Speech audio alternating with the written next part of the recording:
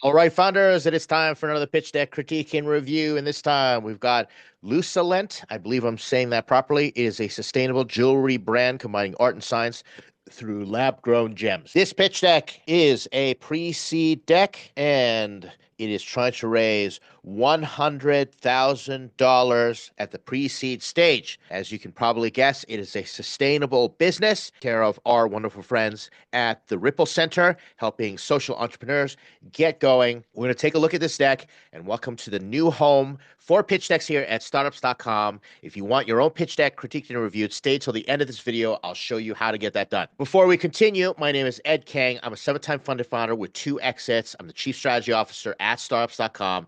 If you just want to dive into the review, I've made it easy as possible just to skip right a review. You don't have to do that introduction. If you haven't met me before, we are an online accelerator program. We help founders raise capital, build their startups. We're an online community. Check us out. Go to startups.com. If you have not seen us already, we have a lot of free resources for you. And like I said, if you're looking for a pitch deck and you want your pitch deck reviewed, then stay till the end of this video. If you're a member at startups.com, thank you for being part of this community. You get priority support. Contact us. We're going to throw you in the queue right to the top. While you're here, do the YouTube thing. Like, comment, subscribe is very helpful. Appreciate your comments. Give this founder some encouragement. Let's jump into this pitch deck. I have not scanned through this pitch deck yet. I only looked up what they're trying to raise and to confirm it was a pre-seed company. So I'm going to be giving you my raw reactions as far as from an investor's perspective. I'm going to approach it as a sustainable investor who's interested in, let's say, impact investing. And I'm going to give you my raw thoughts, and then we're going to talk about how you could potentially improve. The problem: annually, gem mining destroys millions of acres of land and pollutes water, with 20% of mined diamonds fostering conflict and exploiting child labor. You are headed in the right direction here, and actually that picture is very compelling. However, you're not giving the investor enough information to make a decision or at least a judgment call on whether they agree with this problem or not, based on the language investors need to see to fully see the problem. Let me explain. When you are pitching an investor and you got the problem, you want to explain the size of the problem, who has the problem, right? And what is the size of that problem? How many millions of people have this problem?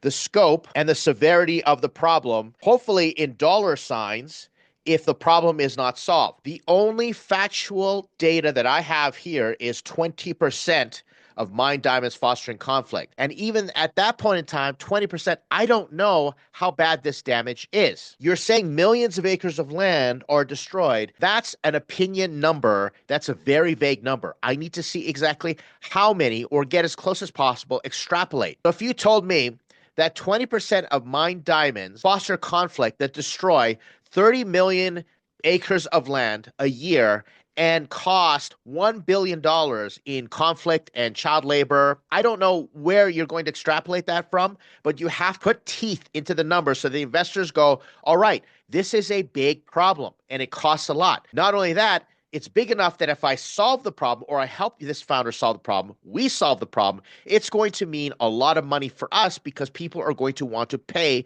for the solution.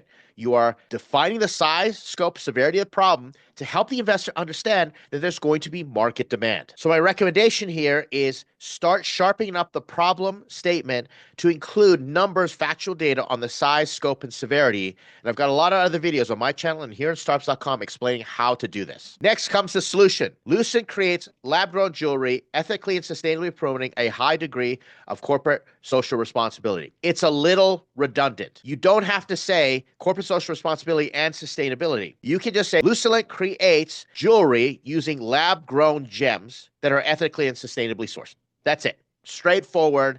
And you might want to give us a little bit of a differentiator in terms of what type of jewelry, but the fact that you're standing out with lab-grown gems, I think that is enough, and I like the picture. So we're headed in the right direction. Now you can imagine that once you define the problem, the solution makes sense. Lab-grown gems, identical to natural gems, ethically sourced, sustainable, cost-effective. You've basically already said the ethically sourced, and you created these statements identical to natural gems. How do we know? How much are they cost-effective? You are defining the product. You could have easily put it in the solution.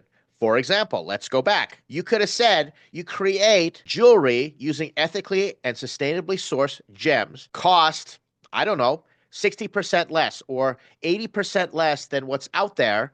Therefore, you can give back to the community, or you can create sustainable revenue models that help with land conservation. You see how we could have combined everything together. I understand what you're trying to do, but you don't have to use multiple slides when you could easily combine everything into one. Market size. I like the fact that we got problem solution. Now we're going to market size. Total global market is valued at $22.3 billion. We don't know what that total market is, and I have to look at this chart. So right now, you've got some data down here, and normally investors are not going to do this, but let's take some logic. You've got lab-grown diamonds down here, volume in carats. So I got the volume. This is volume. This is not the value of it. So the total global market, what is that? For all jewelry, you haven't given me any math. You want to basically do a top-down and use that analysis to create a bottom-up. And here's what I would say that you should do. You should look at the entire diamond market, and this is my recommendation. Say the entire diamond market is worth whatever, billions of dollars, trillions of dollars. I don't know what it is. So put a statement right up here, entire market. That's what I would do. And then I would make a statement in your TAM that if every single time they use a normal diamond, they used one of your diamonds, or every single time anybody bought jewelry and they used your process, what would that market be worth? Now, remember, nobody ever believes that you're going to reach your total global market, but you want the investor to believe that you've done the extrapolation, that you've done a thoughtful analysis, and get them to understand. Let me repeat this, everybody. No investor ever expects you to reach your total addressable market. Everybody in the world who possibly buy your stuff, if they did, times how much they would spend every year, that would be your total addressable market. Nobody ever believes you're going to get there. But what the investor wants to know is how big does the market have that you can grow into, because that's where you're going to do your SAM and your SOM, which is where you're going to focus what you realistically can do. Therefore, investors want to see B's and T's behind the TAM, and you have to explain your math. You have to explain how you calculated it in your mind and paint the picture saying, me as a founder, I have done the research, and if everybody who could possibly buys the product, this is how much money this company could be making. It's a fantasy. It's never going to happen, but that's why we do TAM, SAM, and we add the SOM in there. Let's continue. So I want to look at this, and I don't care how it's projected. I just want to know, right, how much money we could be making and the total U.S. market. Now, the SAM, if you are going to say we want to focus in the U.S. market, then explain why. The U.S. market, if everybody in the U.S. bought, and that's why we're going to focus here. And then we have Lucent market projected to capture at 180 million. That's going to be your SOM, saying that realistically in the next 5 years, right? This looks like in the next 7 years, we'll make 180 million, which is fine. You haven't given me any logic for the investor to believe that you have a credible market analysis and you're focused on where you're going to grow next. How it works, create lab-grown gems. So you're telling me, I just want to be very clear here, you're telling me that you are going to create the lab-grown gems. That's very important to understand. Artisans create the pieces sold online to consumers. What I want to know, if you're going to do this, is how you're going to create the lab-grown gems. Are you just going to do them in your backyard? I'm being very facetious right now. Right? This isn't like a process that anybody can do with a chemistry set. How are you going to create your lab-grown gems? Are you going to set up a factory, or are you going to source the gems from manufacturers overseas? And let me explain something to all of you here. I've got experience in this market because I tested and I did some due diligence, and I have actually got, my wife is wearing right now lab-grown diamonds on a new engagement ring, right? I did it the old-fashioned way. Now she's wearing a different one, and I looked through the unit economics and what it takes, and we had to partner with a lab or explore partnership with a lab in India. It's not an easy process whatsoever. So now as the investor, I need to know and understand how you're going to do it, because so many things go through my mind, such as you have one factory. What's your relationship with that factory? How are you going to make sure they don't sell to anybody else? Do we need multiple factories? Is it India? Is it other places? How do we quality control? So there are really important things to establish that you know how to source this information, how to source not just the information, but the actual product itself. If an investor is going to give you $100,000, explain that better in terms of how it works. On top of which, one of the major factors that I see has to do with credibility or provenance. For example, people want to know that their lab-grown diamond is actually certified How does all that get tracked through this entire process? That's going to be something else that the investor is going to think about, especially in that space.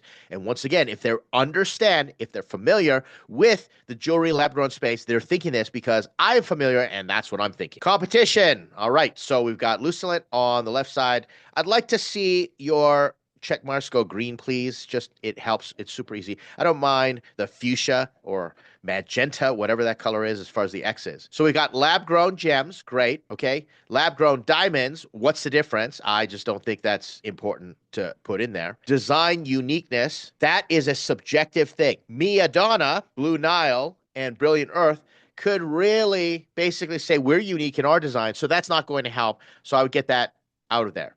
Artisan made, now that's interesting, okay, in terms of you're using artisans. And ethical practice, once again, Blue Nile could say we do ethical practice. Is it certified ethical practices? Remember, I said I want to know provenance. Right? So maybe one of the things that stands you out is that you're going to go get certified as a B Corp, or you got all certification, maybe using blockchain.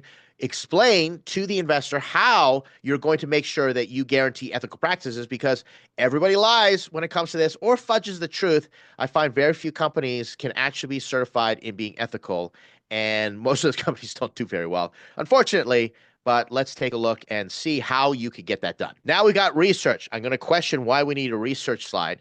Lawns delete diamond 58% tougher. Okay, why do I care about this? One, this is very technical information. So for an investor, if you're going to be showing and educating them and you want them to know that all this is basically the same, this is the reason that this lab grown, so this is from a lab, is just the same, well then explain it to me in language that I understand.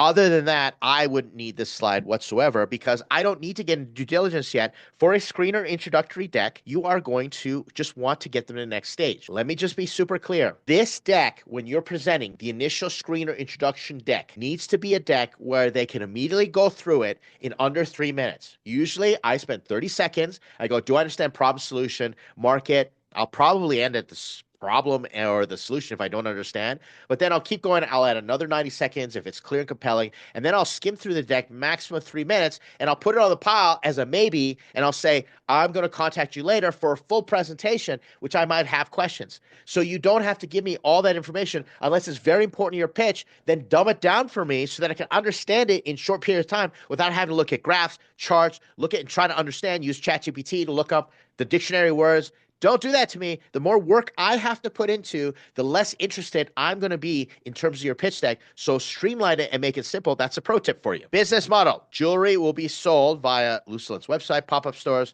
D2C first, and then B2B. If you have a business model, then I need to know how you're going to make money and what type of money you're going to make. This is not a business model. This actually is a go-to-market strategy. Go-to-market is what this is. So you're going to explain to me, I want to know what you're going to be selling the jewelry for and maybe a little comparison. So compare it to everything else out there, and then explain to me your margins. So tell me a pendant or a diamond ring, let's say an engagement ring, comparable one in the market will be, let's say, $5,000. You're selling yours for $4,000, which is 20% discount. And your margins, because you've said this in your business model, it's cheaper. Your margins are now 40% or 50% compared to margins elsewhere in the industry. I happen to know that margins in diamonds are really huge as it is. So you might not have a leg to stand on, but give me an understanding of how much money, how you're going to make money, and how much money you're going to make. That's what needs to go into a business model slide. Now we've got go-to-market strategy, right? So go-to-market strategy, all right. So actually, I like this. Now, other than the fact that you've got omni-channel retail strategy, nobody knows what that means. I happen to know what that means because I understand the industry. International market entry. So that's the reason you want to combine this slide and the last slide, and then I think you've got a cohesive go-to-market strategy slide. We've got marketing. You don't need this slide, right? Weather balloons, art galleries, that should be combined into your go-to-market strategy. We're going to use weather balloons, art galleries, museum events, put them on social media, and drive people to our website. That is a go-to-market strategy. That's all I need. Next steps, completed to date, social media, R&D, demo product team. I don't need to know this because I just need to understand what is the state of the product. This is where your traction slide is going to be. And on top of which, this is very confusing. This is like a Gantt chart. Get this out of here. I don't need to see it. I'm going to look for a traction slide. Ask. So we got the ask slide, and then revenue streams. This is what actually should be going into your financial model. So we don't need this right away because you're not going to understand what we have there. And then you got your team and thank you. Okay, so let's go back here and explain the order. So what you've got your competition, and then you went into go-to-market strategy. Typically, I'd say go-to-market strategy first, competition. I need a traction slide. And that's what should be happening here. You're trying to show traction in the next steps. So I need a traction slide. And in the traction slide, I need three things. I need to know the state of your product. For example, have you gotten your product or your gem source? We have signed agreements with labs. We have signed agreements with how many artisans ready to do this? Or are you just researching right now, state of the product? Demo product, like you're on step 3 here of 4. I don't understand what that means when you say demo the product. So you can say, we are going to launch our first product prototypes July of 2025. That's state of the product. Then I need to know, in terms of customers, do you have any customer validation? So do you have people on your waiting list? And that's where maybe social media, we have 2 million people who've already signed up on our social media to try and be a part of this, right? Maybe that's what you've got going on. Then I also want to know traction. How much is your social media, is everything growing? And you might not have a lot of traction, but if you got social media, how fast is this social media going? Now, be very truthful and honest about your traction, but I need to understand, if I'm going to give you $100,000, where's that going to go in terms of your progress? Then your ask, here's what your ask needs to be. We are raising X dollars, so you're going to raise X dollars, which is your 100K, to achieve Y milestone. So figure out what are the milestones in whatever months. So Z months, Z time frame, and combine all that together in one cohesive sentence. So it should say, we are raising $100,000 to complete our product development in the next 12 months and start marketing and selling. Something like that. So now the investor clearly knows what you're going to do. And yeah, you can have a use of funds, but really I'm paying attention to this stark headline statement. Revenue streams, financial model, you don't need to include this because you have not generated any revenue yet. I am going to question the validity of it. It's really pie in the sky, but make sure you have your financial model ready for due diligence. I think this is worth talking about to everybody. Everybody, a financial model is you knowing what needs to occur financially for you to be successful. It is not, this is how much money we're going to make. If you put in 5-year projections and it just goes up and to the right in terms of, yeah, we're going to be making $180 million in 5 years, how do you know? You don't know. You have no data. Now, if you've been making money for 3 years and you can use that data to extrapolate, all right, what is going to happen in the next 5 years, then I understand, then I need to see that. But if you have no financial data, I want to see a financial model later during due diligence. I don't need to see that right now because we never believe it. We just go, okay, fine, move on. So don't put that in there and, show a little bit of savvy and say, hey, I've got a financial model ready for due diligence when you're ready. Team. All right, so we got the team.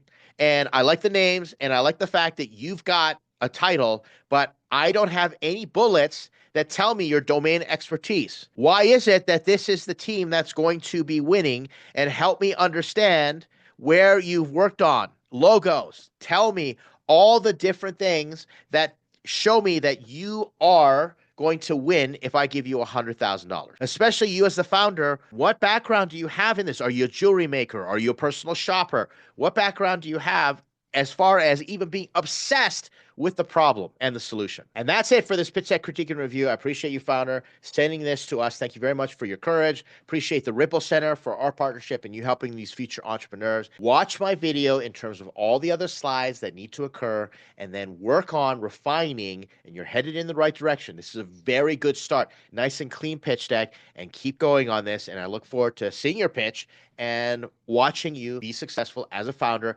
Let us know if you want to join Startups.com because we're happy to sponsor everybody who comes to the Ripple Center and support all our social entrepreneurs, the impact entrepreneurs. We love you guys out there if that's what you're working on. If you're a founder out there and you want your own pitch deck critique and review, leave a comment and let us know. And also let me know what you are building. That is very appreciated because it just helps us organize and prioritize. We have a long waiting list of pitch decks all the time. So we have a little bit of process where we need you to go through, jump through some hoops and make sure that your pitch deck is in a state that can be evaluated by everybody else. Thank you very much again for hanging out in this pitch deck critique and review here at Startups.com.